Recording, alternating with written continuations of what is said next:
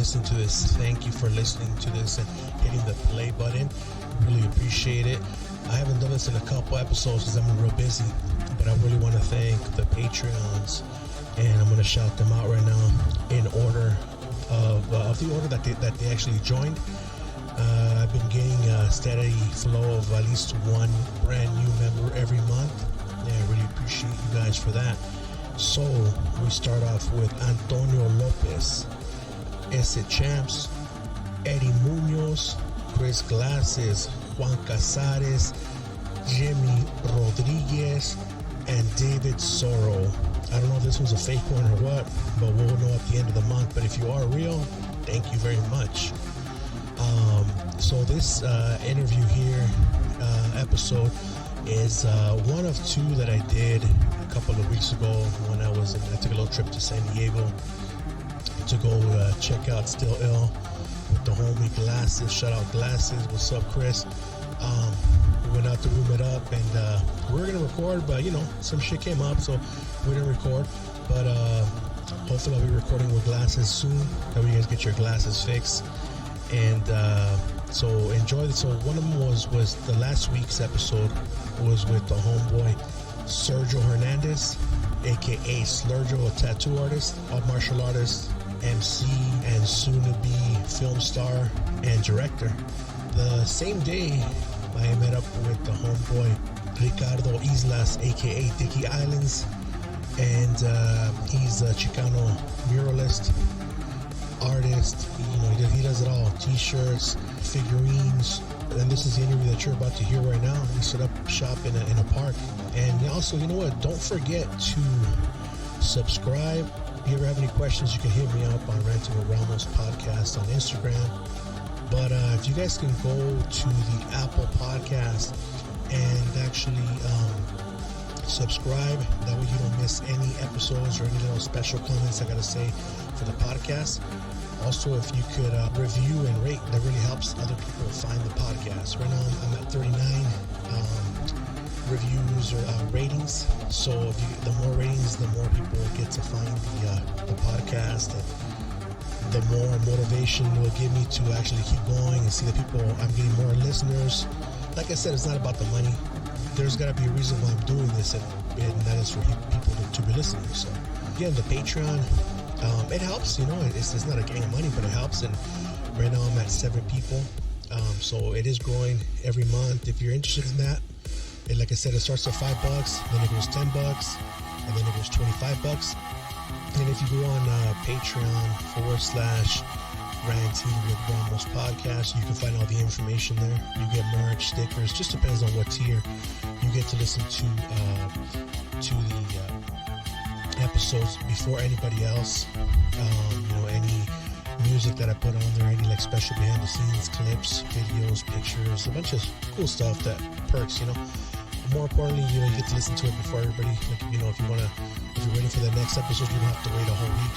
Sometimes you get it about 3-4 days as soon as I finish producing. Like this one, for example, I'm releasing it on Tuesday for the Patreon. But people who are not on the Patreon, you're gonna get it on Friday morning, which is still cool. But for me, when I'm a fan of artists or certain podcasts, I can't wait to hear the next release. But that's just me, But anyway, if you guys still can't find the Patreon, you can go to my Instagram at Ranting with Ramos podcast and go to where they have the fucking description of the profile. You just click on the link tree, and the link tree will take you there.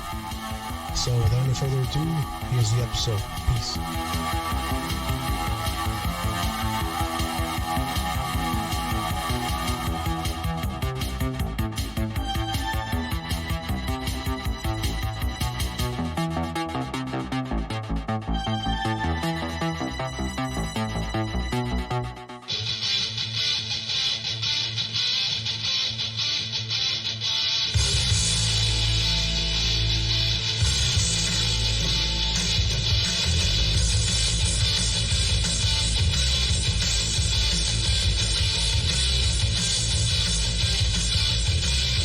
Welcome everyone to another episode of Ranting with Ramos. I'm your host, Jose Ramos. Today we have a very special guest. Chicano artist Ricardo Islas, a.k.a. Dickie Islands. How you doing? What's up, man? Good. Thanks for having me. Yeah, thanks for coming on, man. I really appreciate you. And thank you for the print you got me and the sticker pack. I really appreciate that, man. I wasn't expecting that. Yeah, no problem. I appreciate that. Where did you grow up? I grew up like 2 hours east of San Diego in Calexico. It's a border town with Mexicali. Oh, okay. On the U.S. side. Oh, the U.S. Yeah, because I was kind of confused. Like, is it in Mexico but it's the border town? So it's this side. Yeah, it's like the southernmost border town in California. Yeah, the southernmost city. And growing up, like, we grew up like in the 80s or. Yeah, like high school was in the 80s. Oh, cool. I graduated in 88, so okay. 80s, yeah. And then how was it growing up at that time? Was there like a lot of racism and stuff in that area or no? No, not really. Like, I didn't really experience. It was more. I mean, pretty much almost everybody's Mexican there. Yeah. Especially Calexico. Like, in the next town, in the bigger town is El Centro. That's more. There's a bit of everything, but Calexico is primarily Mexican, okay. and then quite a few of Chinese. Oh, now there's like other Asians, but primarily growing up because there's a huge Chinese community across the border in Mexicali. Yeah, that's what I was gonna say. Like Mexicali's like, because I have a homeboy, his family's from Mexicali, and he's like, yeah, my mom makes some bomb ass Chinese food. I'm like, how? He's like, there's a lot of Chinese people there, a lot of Chinese food over there in Mexicali. Yeah, as soon as the Chinese helped build the railroad, the U.S. kicked them out. It was like, we got what we want to get the fuck out. And that's how they ended up. Yeah, that's how they ended up there, and they accepted them there, so they've always been there, and it's, they all speak Spanish, and it's a huge community, and they've always just, done well there. That's cool. And then your whole life you grew up there? And yeah, till I was 20. Oh, okay. And then I moved up here to San Diego, and I've been here for 30 years. So. Oh shit. Yeah. And then when you were, I noticed before I heard you talking about like the punk scene. There was like a big punk scene back then. Yeah, mainly in Mexicali. In Mexico, there's always been a huge punk scene.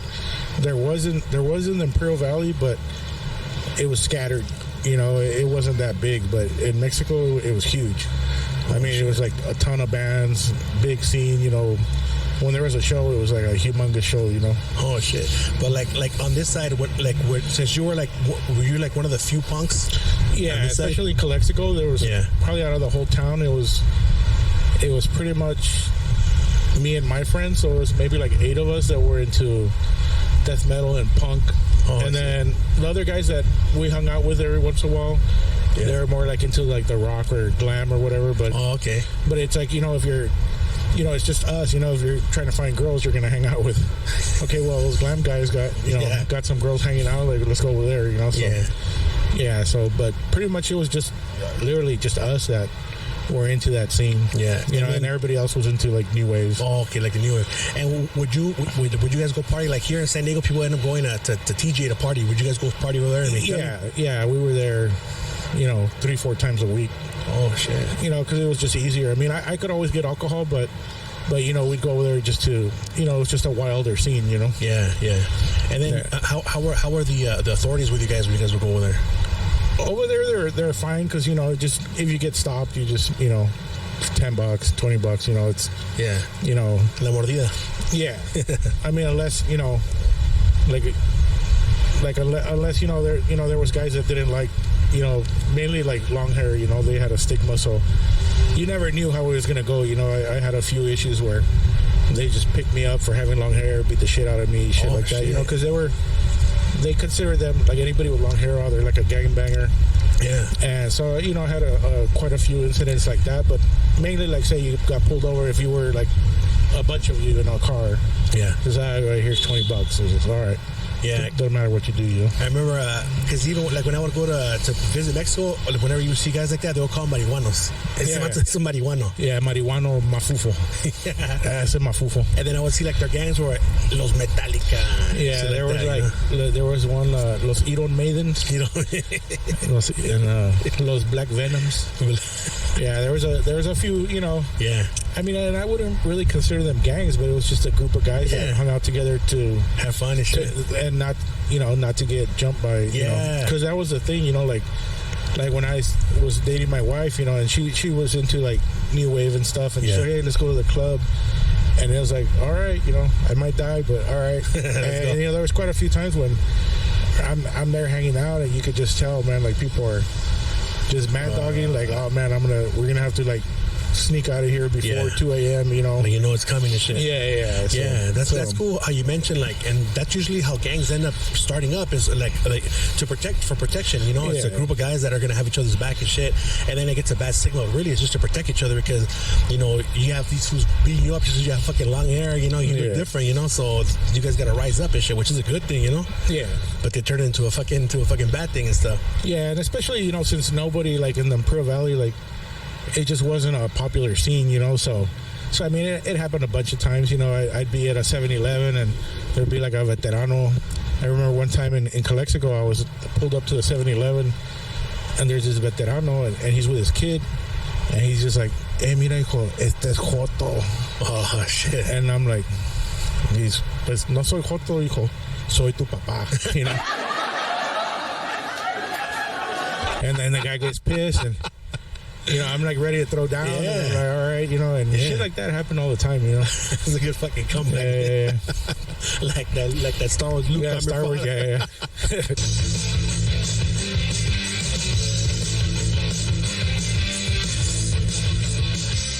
How did you get it, like, interested into art? Were you always drawing when you were a kid, or? Yeah, I've always drawn. I you know, it was like started off just doing you know, say like I was into bands and I was just doing their logo, you know, like when I was a little kid. Yeah. You know, there was older guys that I hung out with and they had shirts that said like Van Halen or something, and so I would try to draw like that VH and you know, Led Zeppelin, the way the writing was, and just, you know, I always did good with that and people liked it and they just kept me going because people liked it. Then I started doing kind of like copies of album covers, you know, like Iron Maiden, Number of the Beast and stuff, and then people, "Hey man, I'll give you $1 for that." I'm just like, all right, you know? So I just always kept it going. Yeah, usually how it is, like whenever there's somebody that can draw, "Hey, draw me this and I'll give you a sandwich or I'll give you fucking $1 and shit." Yeah, like with me, like my uncle, he was a big part of me growing up, like, because he's a Mexican, right? He's from Guadalajara, but he was into like rock, you know. He's like Iron Maiden and fucking the Doors and all that shit, right? So he's what got me into it. And also he was an artist. He knew how to draw, so he would teach us how to draw fucking Jason and fucking Michael Myers and shit. So, you know, so when I would go to school, like, "Hey, can you draw that for me? That looks fucking cool." But the teachers would hate it because, like, "Oh, this guy's fucking crazy. He's drawing like fucking fools with their heads cut off and shit like that," you know. Yeah. Also, I heard that you would draw fucking flyers and shit, right? Yeah. For the concerts and shit. I would draw shows? flyers for punk bands and stuff and all that. And would you do it like with a Sharpie or like with a pencil? I'm not a smooth drawer. Like to me, I consider myself a shitty drawer, but like I'll draw it. I have shaky hands, so I'll just like sketch everything with a pencil. Okay. Yeah. You know, till it's finally clean, and then I'll go over it with a Sharpie. Yeah. Like I have like. I always tell people I suck at drawing. Like, my hands are shaky, you know. That's why I like painting more, because, you know, I paint, you know, if my hand moves, then I just take the color that's next to it and, you know, even it, smooth it out. So. Yeah, because I see a lot of that style. Like, I'll see people they'll draw, and it's like a bunch of little lines. And they'll make, instead of like one motion of a circle, it'll be like a bunch of little lines and stuff, you know. But whatever works, you know. Yeah. And then for you, mainly, it's not really about the drawing. It's the drawing is maybe just like a little outline of it, and then you go over with the paint. It's just so whatever's in your brain is on there, right? So, how did you get into like actually painting and stuff? Painting was when I moved up here, and several years later, because I was still just drawing, doing characters, you know, like, you know, kind of like what you would see like in a punk album, you know. Yeah.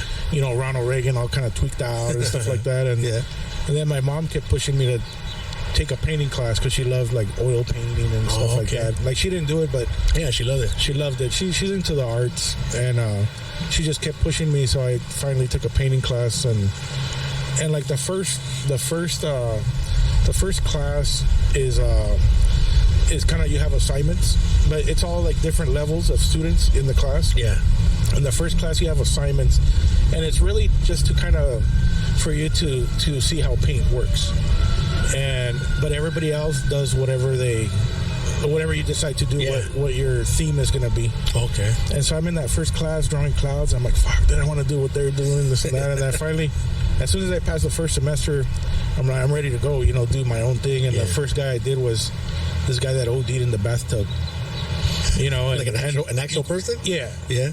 And that just got such a reaction that everybody in the class is, man, what the fuck? And Yeah. like, that kind of gave me that same feeling of like when I first gave out a flyer, I'm like, oh shit, like that's badass or whatever. And it was like it wasn't a homie, but it was a reflection on, I had a couple homies that OD'd. That heroin was big in Calexico. Yeah.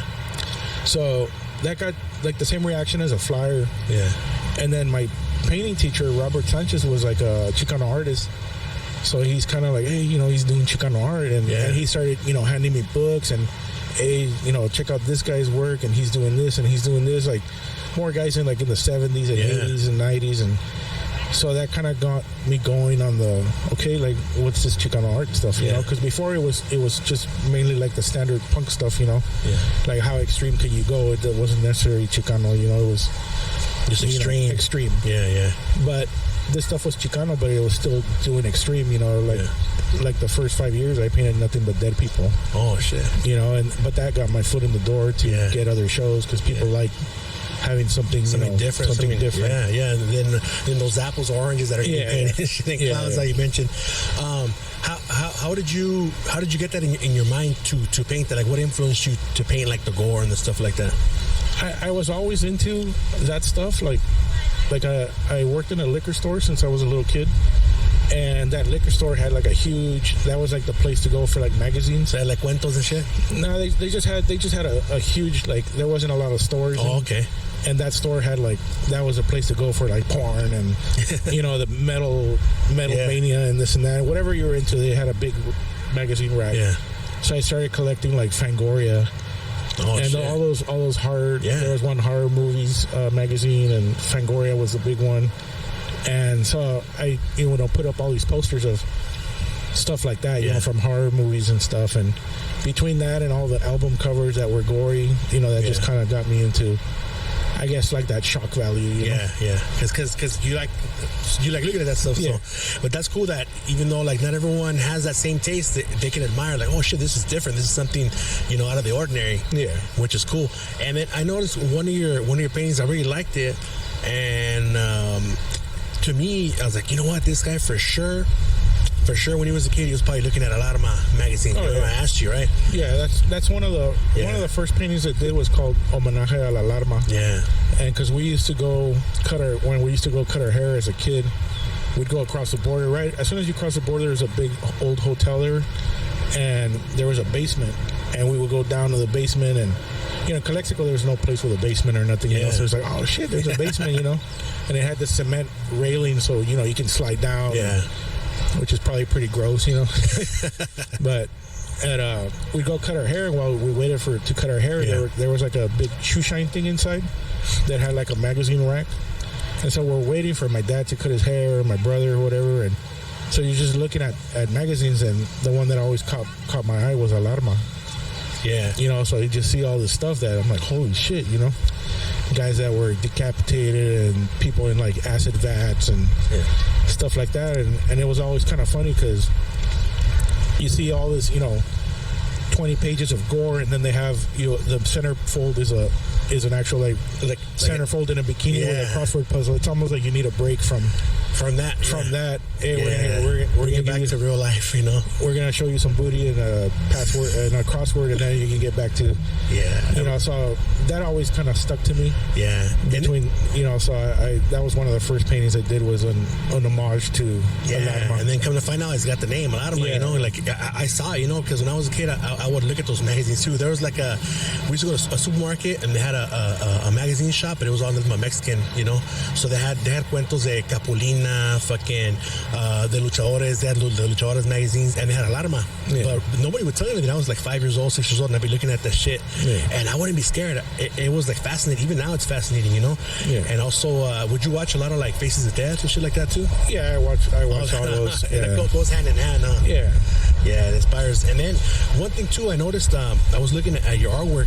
And it's like if I see your style, if I see your painting, I know it's yours. Like you could tell that it's yours, right? But at the same time, you also paint different styles, so you're not bored. I noticed that. Yeah. Like I said, like I painted dead people, and then after a while, it's almost like it became a chore. All right, how else can I position a dead person? And, so you get bored, and then so I started doing more poverty people begging for money and stuff, and people that are alive, but like the struggle. Yeah. And I always hung out at bars, so I started doing bar shows that were more kind of like fun, like a tongue-in-cheek stuff. And that's kind of what changed my style. I still always wanted to have a message as far as something cultural. Yeah. But it could be more, it's almost like I'm spoon feeding you a message, because it's easier on the eyes, Yeah. So I had a chance to do a solo show, and it was called Toys Aren't Us, and it was just kind of based on there was no toys that really represented Mexican people or Chicanos. So I just took every like classic American toy and converted it to a Chicano version of it. Yeah. And that kind of, that kind of flipped the switch. I still love doing dead people and stuff, but it's just like a specific customer. But the other stuff, I could sell it to the general public. Oh yeah. And I do like the little people, but as cholos, or portraits of people as those little people. I did like the Operation game, but instead of the bones, they're classic Chicano tattoos. Yeah, it sounds like it's de brocha. Yeah, there's a wagon that's a lowrider, the Green Army man. And then I started recently doing the Weeble Wobbles, what I call my Huevo Wobbles. Yeah.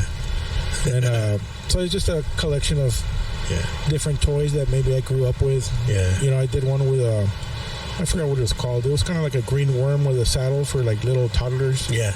I did one, but it's a Quetzalcoatl. Oh, and but yeah, that's kind of like kind of what I do now. And then just from being in shows, people always invite you to like that's a big art day, I guess. The Dia los Muertos here and there and here and there. So I did that, and those stuff sell pretty quick. Like, I don't hold on to the Dia los Muertos stuff. I mean, if I was smart, I guess I would just do that all day long. But like, I get bored. Yeah, it would get boring. Yeah, it would get boring. And like people, like when I first started, I was kind of hanging out with more of a crowd. I guess like a higher end art crowd. Yeah. And you try to pick up stuff to blend into those scenes, but it was always like, oh, well, what's your theme for your body of work for this show? And it seemed like that was like an important thing, and I kind of always struggled with that because to me it was, I couldn't do a set of paintings that were based on, this is my theme for this show. Because one day I feel like this, one day I feel like that, so I'm like, fuck it, I'm not gonna do that. I'm just gonna, because everybody has different tastes. So I'm gonna do one painting that might be this style and one painting that's this style, and that's how I usually do, and that's cool because that's like imitating life, because life is like that. Some days you're happy, some days you're fucking upset. So that's cool, man. Looking at it that way, and these are all different expressions and a reflection of how I felt that day. And some of the shows have been titled kind of like that, like random thoughts and stuff like that, because I'm I might be outgoing one day and introvert the next day, and pissed off one day, or want to feel shocking or whatever, so I'm like, I'll just put it all out there, and it's like, there's something for everybody.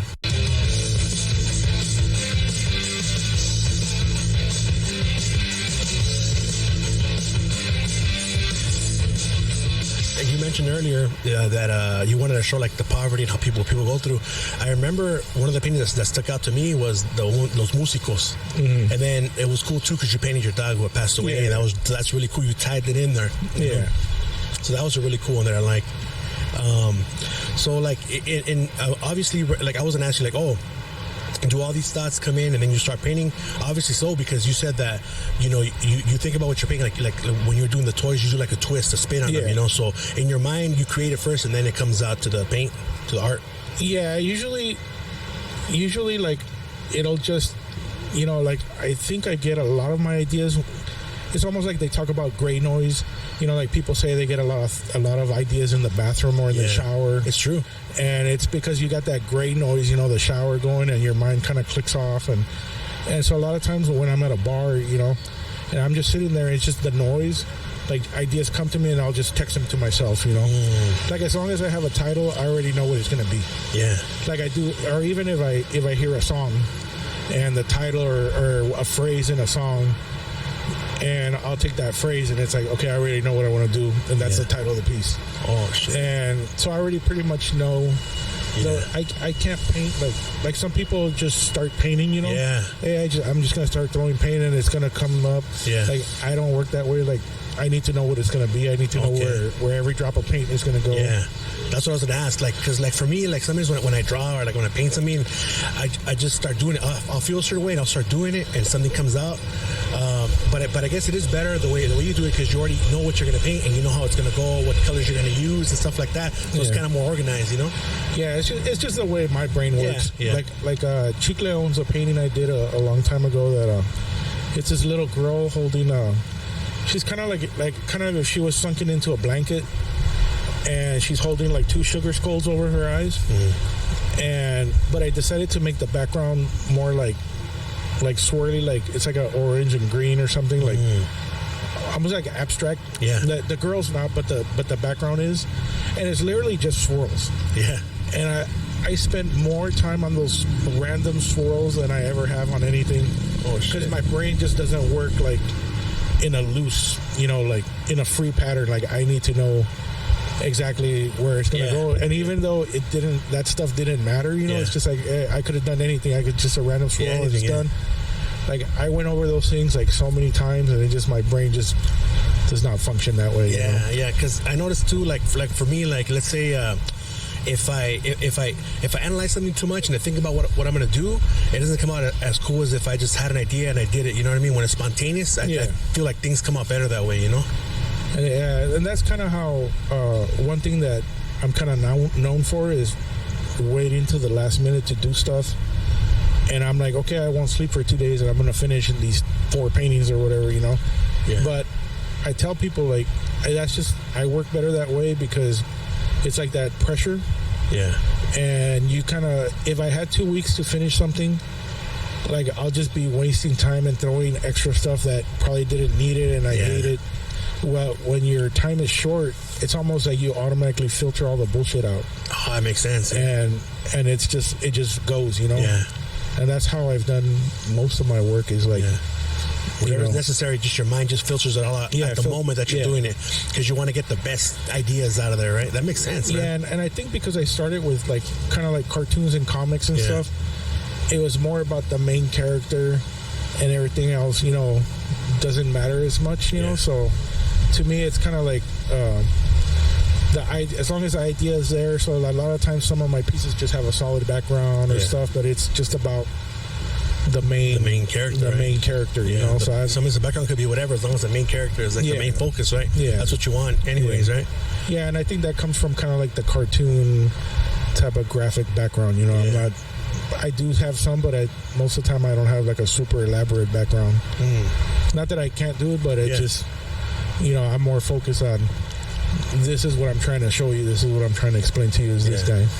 So, like, do you also do, like, because I know sometimes people draw with their iPads and stuff. You do that too as well? No, I have no technology background. I don't even know how that works, because sometimes it'll look like they drew it, but they just, like, redraw it with the... So, like, have you ever drawn, like, logos for, like T-shirts or, like... for like T-shirts and stuff. Yeah, I've done a few, but I just draw them and give it to them, and that's about it. Like, they scan it or whatever. Or Chicle's my official IT guy. Like, I'm just terrible at that stuff. That's probably what they do, because I've been thinking about, like, looking into that, like, how does that work? Because sometimes I'll design, like, my T-shirts for my podcast. Yeah.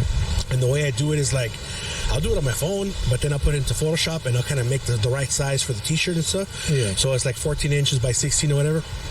But I've never really drawn something, but I want to be able to draw it and then transfer it over to a T-shirt. But I think it's pretty easy, because whatever is black ends up being the negative, or the ink's going to flow. It's something like that. Or you could just x-ray the image that you did already, you know, without having to use the computer or whatever. Because I think that looks a lot better, because you could tell that it was drawn, you know, rather than digital. It's going to be too perfect. Yeah, I just got I think it was for Christmas. Yeah, for Christmas I got my kid an iPad, because she wanted to use Procreate. Oh, okay. And I'm like, I'll let her use it, and then she can show me. I just don't have any patience. Or the time, you know, right? Or the time, or whatever, you know. And it's just, I don't know. Computers and me just don't get along. Yeah. And so usually I'll draw something. I'm like, hey, Chicle, like, you think you could do this for me? You know, he's like, yeah, bring it over. Oh, okay. Yeah. You just like scan it and probably go over it and stuff. Yeah, right? yeah. Because I think what they do is they scan it and then they just like redraw over it and stuff. Because there's like there's like there's layers or whatever. So this layer will be the outline. This layer will be the.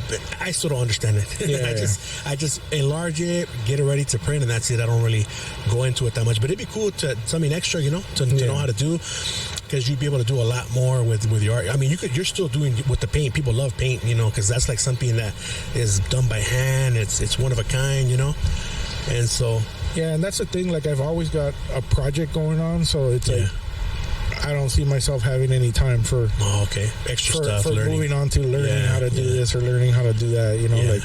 Like stuff. Even when I'm like, all right, I'm done with this show. Like, I'm gonna chill.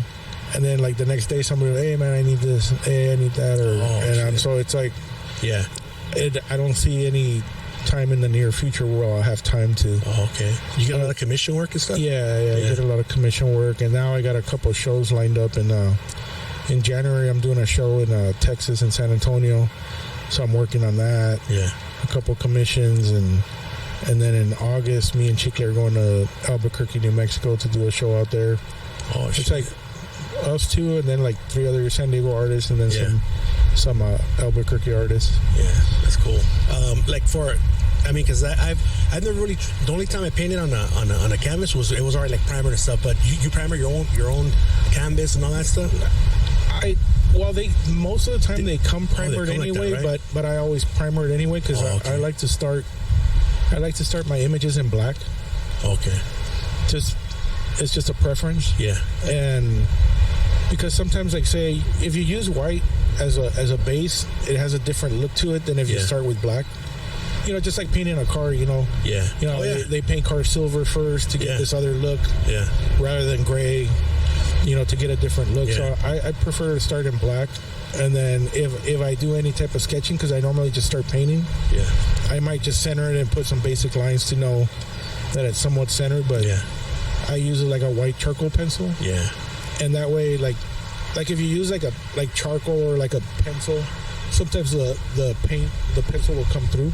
Oh, shit. And so I prefer to use white charcoal because it's just going to mix with the paint. It's not going to change anything. Yeah, it'll go in there. So, like, for example, let's say you're using a black background.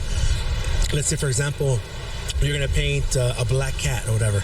Yeah. You're pretty much just, like, painting the outline with whatever light color, and you're leaving the cat as black, which is the background, right? Is that how you do it? I'll still paint it black. Black, okay. Because the primer is going to be like a really flat, it's a water base. It's like really flat paint. Yeah. And the acrylic paint has a little bit of more sheen to it. Okay. So even though the stuff is black, I'll still end up painting the whole thing black, and the way I do stuff, it's kind of like, I guess what they call like dry brush. Like, I probably waste more paint than I use. Yeah. Like, I'll paint something like a solid color, and it's almost like shading in tattoos. Yeah. Like, I'll take a brush and I'll put some paint on the brush, and then I pretty much almost wipe off all the paint from the brush. Oh, okay, yeah. And then just whatever's left in there, I actually rub it in. Yeah. So when you look at the stuff, it's pretty smooth, it almost looks like airbrush. And it's just like the way I do it. I go through a ton of brushes because of it, but that's just like the style that I like, Yeah, because like with the tattoos, you have to keep dipping the in the water to clear the, because you're gonna use the same needle. Yeah, so it's a different color. Yeah, so I would see how you waste a lot. Yeah, because I'm wasting more paint on the rag than I'm actually using. Is it pretty expensive, the paints and stuff, or the brushes? No, the brush. I mean, it adds up, I guess. Yeah. What I since I started working small for the last several years, I use a lot of little brushes, and those things I go through them because after a couple paintings they kind of curl, and it just doesn't work right, if it's not straight. And so I go through a lot of brushes because I'm using small brushes and I'm rubbing them. So I go through a lot of brushes, but paint I don't go through a lot. And then I saw one of those, I think it's those little egg shaped dolls that you're making. Is that a paper mache or? Those are, it's styrofoam inside, and then they have like that brown packing tape. They're wrapped in brown packing tape. Okay. So they're really light. That's cool, man, because I thought it was paper mache. Well, because I didn't get a chance to touch it, but it looks like paper mache, but that's pretty cool. It's pretty creative. Yeah, they're pretty light. I have some I bought some that are made out of wood, and then I'm working on some that are like the Russian dolls. Yeah, that's made out of wood right now, And I have some that are actually egg-shaped. Oh, that's cool. You know, I have the ones that are kind of like longer where the neck gets smaller. Yeah, I saw those, but I have some that are actual egg-shaped. Yeah. That I think there's 7 of them. The smallest one is this little tiny thing. I'm still working on those. And they're hollow? Yeah, they're hollow. They go inside each other. Okay, Yeah. cut down the middle, or Yeah, they're cut down in the middle. Man, that's cool, man. That's creative, you know. Yeah. Also, I was gonna ask, do you ever have like? Because I know whenever your art is like big or people see it a lot of places, they tend to copy. Do you get a lot of people like just copying like straight out like an image? Yeah, I've started running into that. Yeah. You know, quite a bit. You know, there's not much you can do about it. You know, other than you know, talk shit. Yeah. Talk shit or post yours. You know, post your image and say, Compare it. hey, this is a piece I did in 2002. You know? Okay, yeah, you call them out and people see it. No, I if I call them out, I'll call them out. Okay. Like, you know, because, you know, it just makes you look petty because there's nothing you can do about it. Yeah. So it's, you know, it's like you're wasting your time. You know, Okay. It's like there's nothing you can do about it other than call them out personally and let them know and see what type of person they are. Maybe know? that's some kind of vergüenza. Yeah, you know? Yeah. Which most people nowadays don't. You know, they just blatantly do it just for the money. Yeah. Just to come up. Yeah, and I know Chicles run into that a lot, especially with T-shirts. Yeah. You know, even a long time ago, you know, like say Chicano Park Day, all the T-shirt companies come out, and it's like you see people knocking off shirts left and right. You know. Oh, yeah, because I heard about his the Zapata Misfit one. Yeah, and that's happened to him several times. It's happened in LA and here. Yeah, when I was in LA, I was in the alleys. Have you heard of that place? Yeah, there's the alleys, right? And I was like, oh shit, that shit's fucking cool. That's Zapata, but that's before I knew who Chicle was. I'm like, oh fuck, I'm gonna get that shirt. I didn't end up buying it because they didn't have my size, but I was like, damn, that's a badass design, you know. But it's easy. They could just like even just take a download a picture of it and just scan it and blow it up and make it their own, you know. Yeah, and they'll just like tweak like one letter or whatever. They tweak a letter or whatever, you know. But legally, they can get away with it. I mean, technically, you can. Yeah. If even if it was a straight knockoff. Yeah. There's not much they can do other than spend the money to take them to court, and then you could take them for, you know, whatever money and take all their supplies. Yeah. You know, but. You know, no one has time for that or the money has time and for shit. That. Yeah. Rather just like fuck it, let them do it, and I'll just, you know, they'll catch up to them later, sooner or later. You know? When they're asked to have actually be creative on their own, they can't. You know. Yeah, and there was a show not too long ago here in Balboa Park, and I on Facebook, I think I posted the story on it. But this lady, she did these. It was a solo show, and it was all kind of like goddesses. Yeah. You know, and random different, you know, like a Celtic goddess and this and that and this and that. Well, it turns out that 90% of the show was straight ripped off. Fuck. Like they were all like copies. Yeah. And it wasn't like from a book or something. It was like specific artists that created these images. Yeah. And she obviously just looked them up on the internet and did her terrible version of it. And, you know, there was an interview, the news was there, and she's talking about her creativity and how she came up with this stuff and this and that, and then it hit the airwaves that, you know, this artist from Ireland, she's like, yeah man, that's like my piece, and like what the fuck, and so they ended up taking the show down. But you know, but that's pretty rare when people get busted like that, you know. But it happens, unfortunately, quite a bit. Yeah. So what do you recommend for, like, let's say like kids that want to like get started like in the arts and stuff like that, they want to paint and stuff like that, like do you recommend like they just, you know, just go for it? Because, like, you know, obviously you have a normal 9 to 5, but this is like something that also brings you money and you're successful at it, you know. Yeah, this is a second career. Yeah. You know, but like kids, I always all my nieces and nephews, like Christmas, I always got them art supplies. Yeah. Because it's like everybody starts off artistic, and then people start, whether it's parents or whatever, they start pushing you with, no, do this and do that, and you get away from the creativity and stuff. And so I always gave people, you know, like if I go to the art store, I'll end up buying an extra something, you know, watercolor set. I don't like watercolor. It just doesn't work for me because it's loose. Yeah. You know, like I said, like I need to know exactly where every drop is going. I don't understand it flowing away from me, you know. But I'll buy that stuff, and then it's like, hey, it's somebody's birthday, I'm going to give them this You know, and it's like you just have to at least give them like a head start and stuff. Give somebody a nudge, you know, give them the tools. You know, and I know like Chicle has drawing time with his kids, you know, and they'll sit there at the table and they all just kind of do their thing, you know, and that's cool. Yeah, I tried doing that with my family, maybe like in November we'd be doing it, and my wife would be like, "Oh, I can't do it. We're doing art with what is it like grease pencils." Yeah. Dude, it was fun, man. We're doing avocados and shit, and like it's beautiful because you can get like a tissue and kind of smear it. Yeah. But we were having fun. The kids liked it, but my wife's like, "Oh, I can't do this." Like, well, just try it for the kids at least, you know. And it's fun, man, because like you're like sharing, and then especially when the stuff looks nice, like the kids get encouraged and they want to keep doing it. Yeah, and it's just like anybody can learn how to do art. Yeah, you know, it's like it's a memory thing. It's a skill. You know, the more you do it, I think the only thing that separates, you know, like an artist from somebody that can do stuff is the creativity.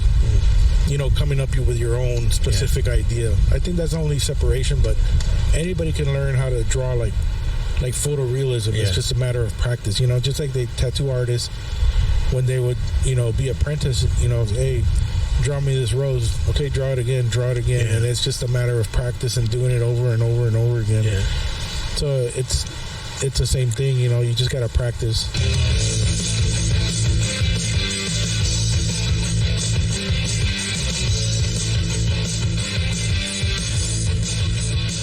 But I always wondered about that. Yeah, like I guess you can just like you can teach somebody to play music, but the main thing that separates them from everybody else is their mind and their imagination, their creativity, just like you said. Yeah, anybody can learn the technique of guitar or whatever, you know, unless you're missing 5 fingers or something. Yeah, something like that, right? Yeah, because I've seen like where I live, there's a lot of kids and like they'll be playing instruments, or you see them on the internet, and you can tell when someone is playing an instrument and it's because their parents made them, because they're like real serious and shit and real like proper, right? Yeah. Whereas someone who is just loves doing it, they're happy. Even the way they strum the guitar, the way they play the instrument, you can tell there's feeling involved. Yeah. They're not just fucking stiff and looking at the camera, showing up that they can fucking hit every note without looking. You know what I mean? Yeah, they got the mouth flexing thing going when they're playing the high notes and all that. It's like they're stretching their lip with the string. With the string. Yeah. Are there any other arts that you practice?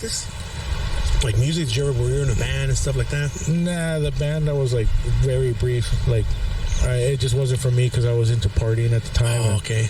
So no, but I mean I was actually in band. Like, oh, okay. You know, like I played the trumpet and then it's kind of funny. Like I always liked to party, and I was good at playing the trumpet, but I was never like, hey, I want to be this guy, a solo guy or whatever. You know, it was just something I did. Yeah. So one in my senior year, we the main guy that was all about being the solo guy and all this, he didn't show up. And they're like, hey man, you're up. I was like, what do you mean I'm up? The fucking Star Spangled Banner. You know, everybody fucks up the Star Spangled Banner with that high note, you know? Yeah. And I was fucked up. I was drunk. And so like we were in the band and during a football game, and everybody's making a giant circle, and I have to walk straight. You know, and I'm fucked up. Yeah. And I have to walk straight, and I have to take off my hat, and I had a bottle of booze inside my hat. And I'm like, fuck, dude, like.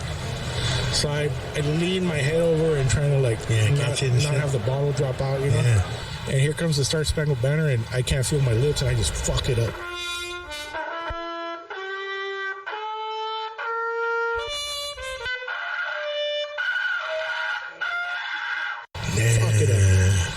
So I fuck it up, and everybody's fucking laughing and then the band kind of took over, you know, backed me up. And then I got off the field, you know, when it was over, and I'm like, fuck that, dude, I'm switching. Oh, okay. Because I never heard of a tuba solo.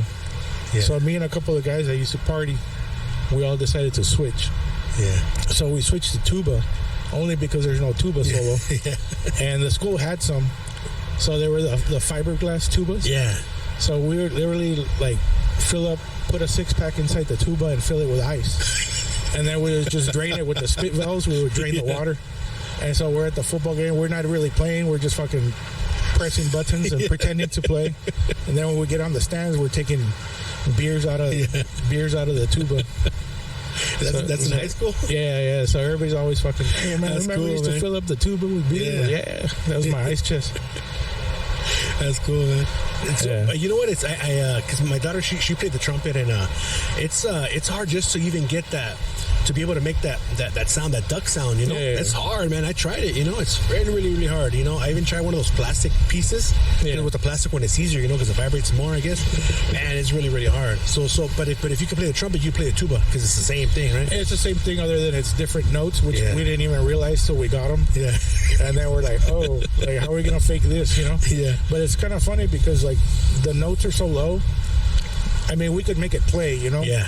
But we didn't care to know any of the notes. So that like the instructor would be like, you know, in class, all right, let me hear the tubas. And we knew the beat. So we're literally just mouthing the beat. And if you looked at our fingers, we're pressing completely different buttons. And the guy's like, all right, tubas are great. Clarinets, what's wrong with you fucking guys? And this and that. And, you know, but it's like everybody knew they were pissed because it's like these motherfuckers don't know a single note. The notes with that's cool, man. Yeah, because so when you play the tuba, is it like, you know, with the trumpet, you're just like, right? So are you kind of like, you making that kind of a noise? It's the same thing. It's just your mouth is slightly more open, but it's the same thing. You're making like deeper noises, right? Yeah. Kind of like a fucking kazoo. Yeah. Oh man, that was our weapon too. Like the mouthpiece is huge. We used to beat.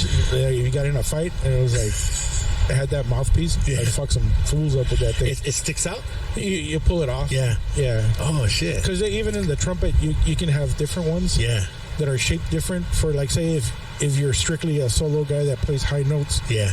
There's a different mouthpiece that is better for high notes. You know, is it like longer or the shape different? It's thinner and the shape is different. It's a little more like a cone. Like a cone. Yeah. Where the other one's more like a bowl. Yeah. And that's more for like the midtones, which I didn't even have a clue till all of a sudden it's solo time. I'm like, what the fuck does this guy use? You know? Yeah. Because that guy was all into it. He's like, oh man, he had his trumpet chromed and he bought mouthpieces and that. I'm like, man, you're too into this shit, you know?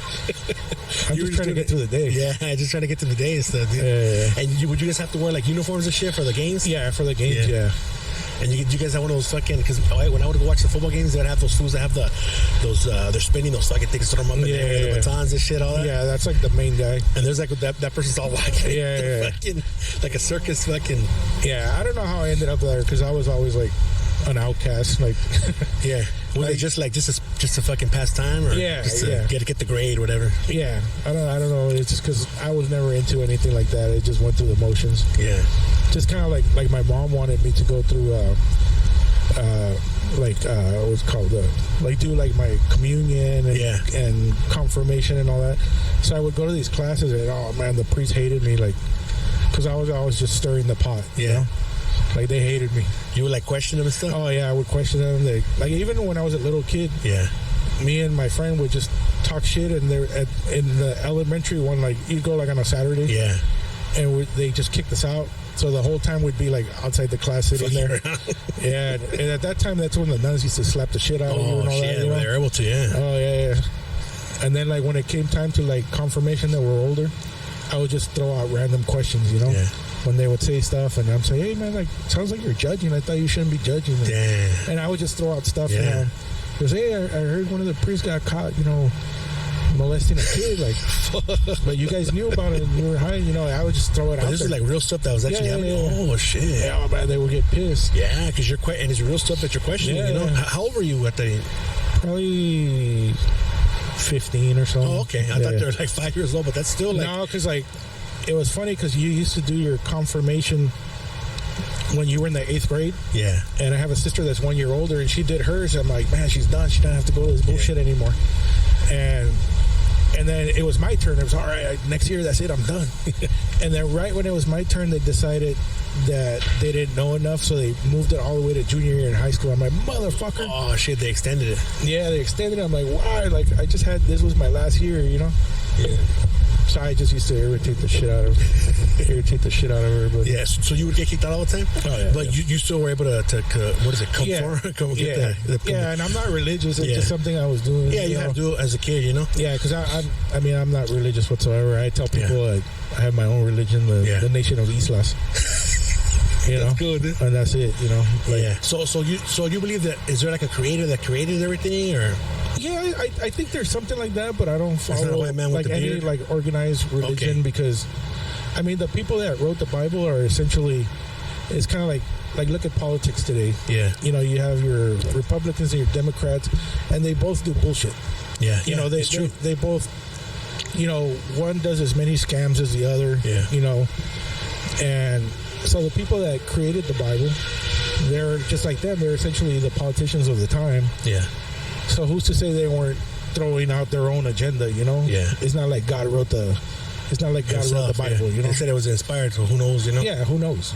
Who knows? So I don't follow it. It's just you know, I try to do like you say, try to be a good person or whatever. Yeah. But I don't really Try to follow. claim to follow anybody's religion. I follow my own. So, like at what age? Like, when you were a little kid, you stopped believing this. Even when you were doing the confirmation, you didn't believe, you were just going through the motions. Yeah, I was for just your going- mom and stuff. Yeah, I was just going through the motions. Yeah. So, does that mean you got married by church or no? No, Okay, just City Hall. that's what I did. Yeah. You know, and because they say, oh, like if you get married. Usually people that get married and make a big ass ceremony, they end up getting divorces just like anybody who isn't even married yet, you know? No, and I was together with my wife forever. Like, we dated in high school. Oh, that's cool. And we dated for maybe like 11 years or something, and then broke up for like 8, and then got back together. And we didn't actually get married till my daughter was going to be born. Oh, okay. I mean, it didn't really matter to us, you know, because we knew by then, you know, when we got back together, we were together. Yeah. So it didn't really matter. It was just a matter of like, For legalities was the paperwork, right? Not even legalities. I just didn't want my daughter going through anything. There's, you know, your parents aren't married or something, Oh, okay, you know. okay. So we did it for that reason. It Yeah. wasn't really anything, you know, that oh man, we have to get married. And we had been together forever, so it didn't really matter. Yeah. It's better that way. Yeah. Instead of like, because if you're just, oh, you better marry me, it's like, okay, sometimes the person's not even ready to marry you, but just to stay with you, they're gonna fucking do it, and that's why shit doesn't work out, you know? Yeah. No, we don't. No, that's never been an issue for us as far as we need to get married. Or, That's cool, man. yeah. And your wife's not religious either? No, we're both pretty. Yeah.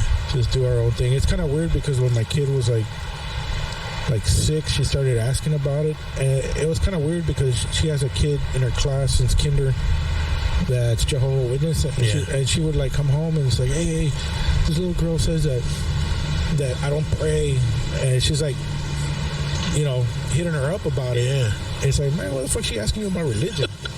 You know? Yeah. I was talking to when I at my job as an exterminator, I would go to certain cities and I would have to meet up with some dude, and he's Jehovah's Witness, and like I would ask him questions, not to fuck with him, but just to say like, what does he have to say about it, you know? And like with them, they don't believe in hell, and they don't believe in hell because they said like, if God's supposed to be forgiving and he loves us, why would he want us to suffer in hell? You know what I mean? So, and they say that, you know, God died on the cross for you. So like, why is he gonna send you to hell if Jesus Christ already died for you? So that kind of got me thinking too, you know? Yeah. Like, I'm not religious, but I mean, I believe in God. I don't believe it's this guy that they paint, that they portray, that they want you to worship. It's not, that's not what he looks like, you know what I mean? But something did create something, like, that's why our heart's beating, we're talking here right now, and there's birds that know when to migrate. But yeah, as far as being like rich, something like that, nah, I just try to, my heart is to be the best human being and be good to people, you know? Yeah. And that's it. In the end, let's see what happens, you know? We don't know. I'm just here for the ride, you know? Yeah, when I think I was in high school, I got a summer job working at an elementary school, like you know, like painting the school in the summer and all that. Oh. And the guy was funny. The guy that ran it, he's like, I know you guys just want to party, like you got all summer. Yeah. I'm gonna assume that I'm gonna do everything myself. Whatever you guys can help me with is cool. Damn. You know? But if you guys want to chill out, whatever. Or, you know, that's cool. Sleep off your hangover. That's cool with me. If you can help, I would appreciate it. That's it. Yeah, and so we would take off sometimes like around 10 o'clock, and we'd go across the street to Circle K and to get some drinks. And we're walking, and you know, at that time, like I already had long hair and stuff. Yeah. And there was this guy that worked with us, and we're walking to the Circle K, and right next to the parking lot there were some bushes, and we're having a conversation. And all of a sudden, in the middle of the conversation, this guy literally dives in the bushes. Oh, shit. And I'm like, the fuck is this guy doing, you know? And he's like, dude, what happened? What are you doing? did you trip? Or, oh man, like he said he saw. I don't know what you call like the main guy in the church. I think he was Jehovah's Witness. Oh, okay. What are like the elders? pastor, They call them elders, elder. right? Yeah. Yeah, there's an elder drove by, and I can't be seen with some worldies. I'm like, what the fuck is a worldie? But I guess that's like the people that are essentially not gonna go to heaven in their eyes, they're not gonna go to heaven. Especially, he's like, especially you, because you know, I was wearing like a Slayer shirt and like long hair. He's like, I can't be seen. And he literally jumped in the bushes. I was like, what the fuck? Oh, holy shit! That's fucking crazy. But this guy would always be kicking it with you guys. Yeah. He's like your friend and shit. Yeah. I mean, it's not somebody that we hung out with, but we worked together, so we hung out. Okay. And went to Circle K or whatever. And shit. Yeah, where you're on your break and stuff.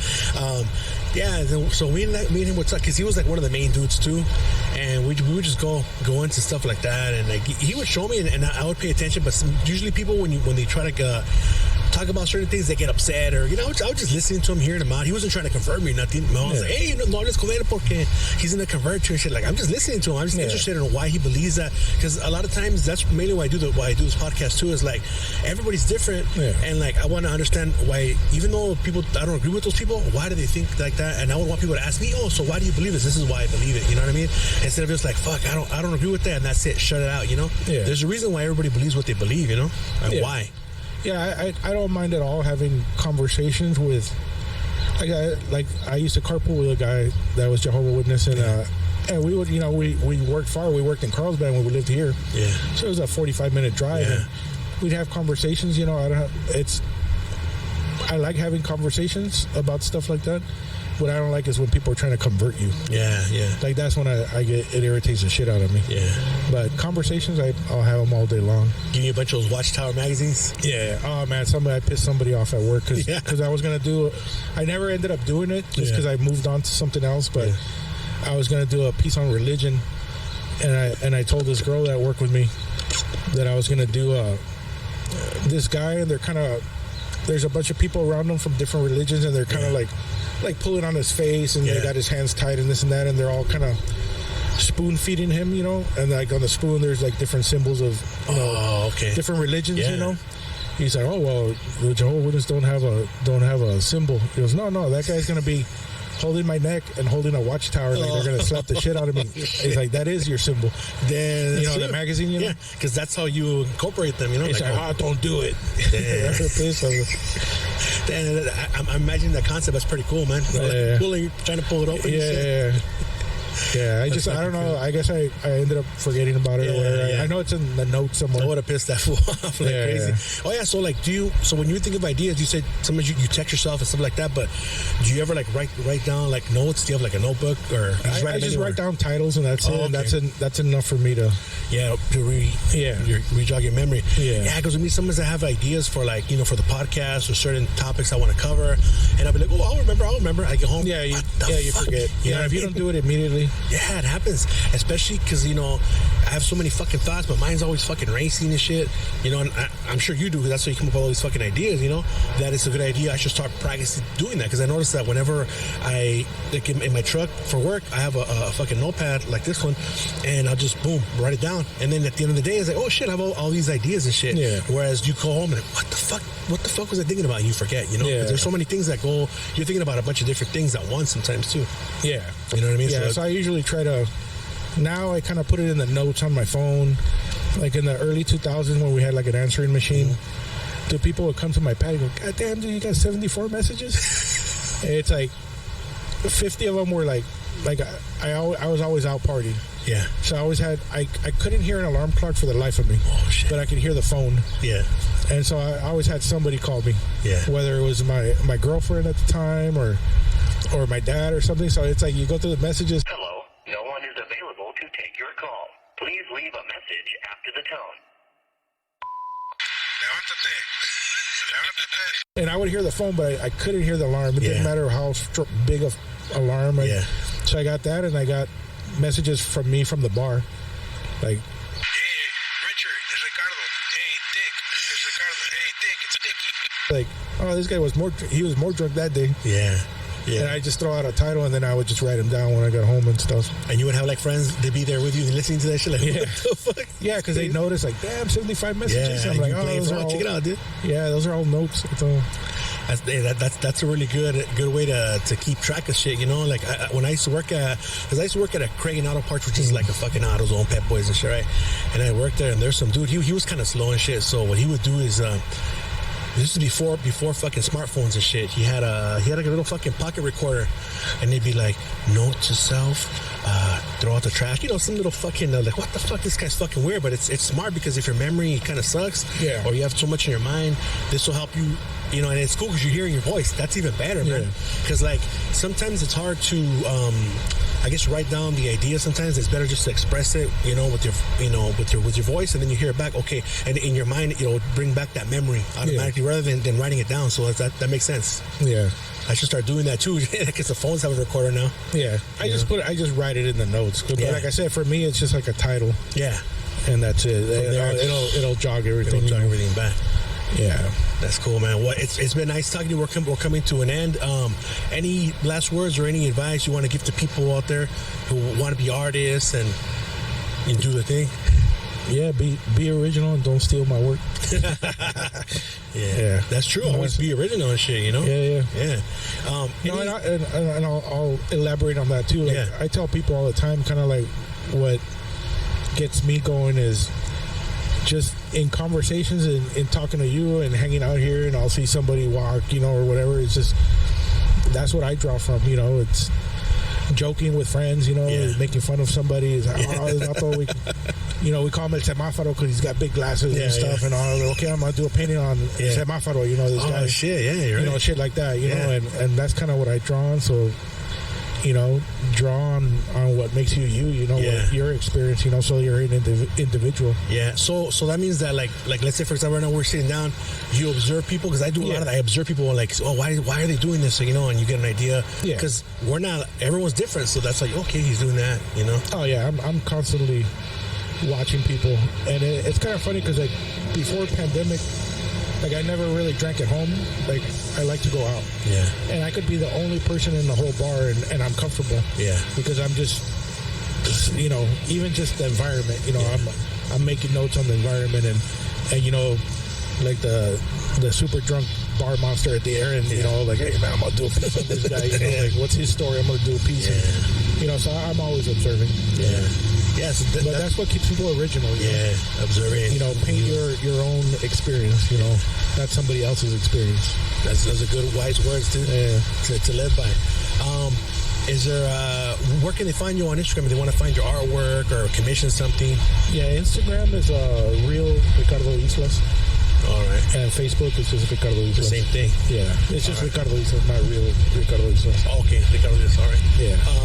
And that's where they can contact you, DM you. Yeah, they can DM me there and hit me up on how commission works or whatever, you know. And that's where you have all your artwork too, is on the Instagram? I have a lot of it there. I think Facebook has most of it. Okay. Yeah. I'm going to check that one out to the Facebook. Because I was mainly looking at Instagram and also some YouTube stuff, like some interviews you had on there too as well. Yeah. Well, thank you very much for coming on, dude. I really appreciate it. I know it's a Sunday and you're here with me, and I really appreciate that. You know, you could be doing something else. So it's a nice day out. That, man. Yeah, it's a nice day out. And hopefully I come back in a couple of months or whatever. Yeah. We can do another one and get to know a little more about you, man. Yeah, for sure, man. Well, thank you very much, man. Me. Thank you.